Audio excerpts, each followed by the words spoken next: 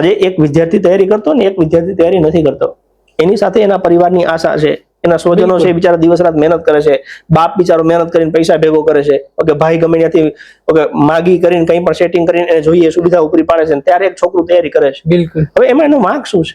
તમે એવું કહો છો ફકરા ઉપરથી જવાબ લખવાના છે, એની તૈયારી કરી, હવે તમે પૂછતા નથી, તો એનો વિદ્યાર્થીનો શું વાંક? હું એમ કહું છું. અને જો તમે એવું કહેવા માંગો છો કે ના આને ફકરા પરથી જવાબ, તો એવું ઓફિશિયલી જાહેર કરો કે ભાઈ આ ખાલી જગ્યા ન કહેવાય, આને ફકરા પરથી જવાબ જ કહેવાય.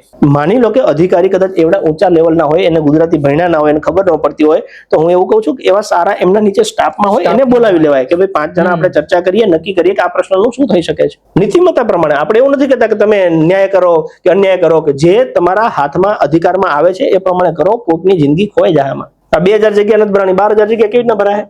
અરે 2-2 લાખની જાહેરાત કરે છે કે આવનારા 10 વર્ષમાં 2 લાખ લોકોને ભરતી કરશે, એટલે આવી રીતના કરવાની છે. એટલે કાગળ ઉપર જાહેરાત કરવાની, ઓકે ભરવાની નહીં, પાછી જાહેરાત કરવાની, આમાં તો તમારે પાસે કોઈ પૂરા જ નહીં થાય. અત્યારે ગુજરાતમાં માની લો કે 4000 થી વધારે તલાટીની જગ્યા ખાલી છે. અચ્છા, બરાબર. હવે